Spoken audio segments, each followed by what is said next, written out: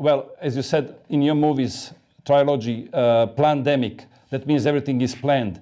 What do you think, what do you anticipate, what will be the next scenario that we will face in this game of control and depopulation in the world? Well, there's already talks of a new virus, quote unquote, which is bioweapon. When you hear the word virus, first of all, consider that the original meaning of the word virus is poison. So what they're talking about is poison. There's a poison heading your way. But here's another one come out of China, just on time. And so, you know, what is it? How deadly is this bioweapon? We don't know yet. But there's that, and then there's civil unrest that's already happening here in America. So Los Angeles is on fire. They even here in Austin, Texas, they started riots on Monday. And we all knew this was coming. This is part of, they're paid. So the instigators are paid. There's a big group of people that get up to $1,200 a day, $1,200, yeah, something like that, $1,200 a day, I think it is. And then the collective, the followers, then follow them, and they're not getting paid. They're there because they think they're doing the right thing. They're there because they're angry. They're there. They have a lot of good points, typically, but unfortunately, the way that they express those points is destructive. And what they don't know is what the communist leaders coined. I think it was Lenin who coined the phrase "useful idiots," and I was a useful idiot. I was a far left progressive following Bernie Sanders, and that's what woke me up politically in 2015 when I was on the road with Bernie Sanders. And so I was one of them, so I get it.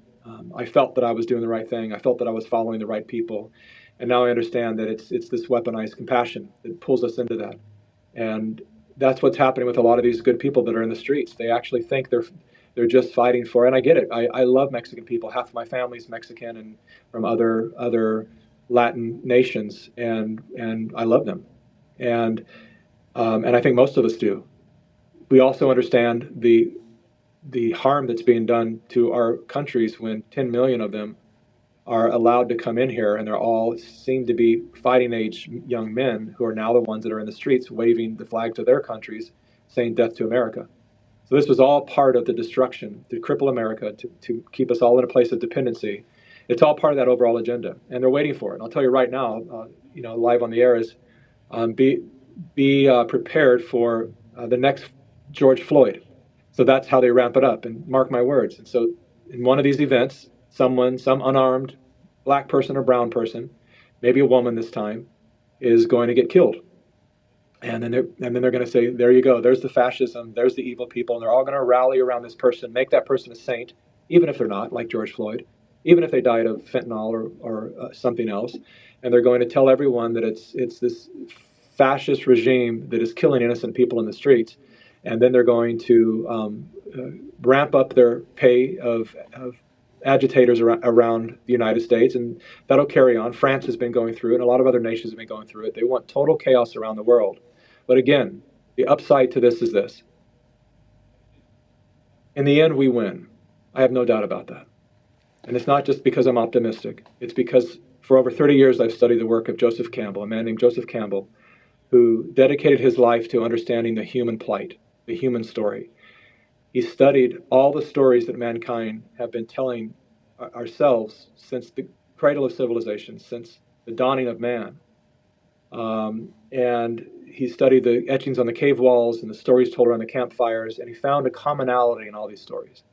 And the commonality, it became so important that he picked out that Hollywood actually took his work, and most iconic films that you've ever seen are based upon Joseph Campbell's work that is known as the hero's journey.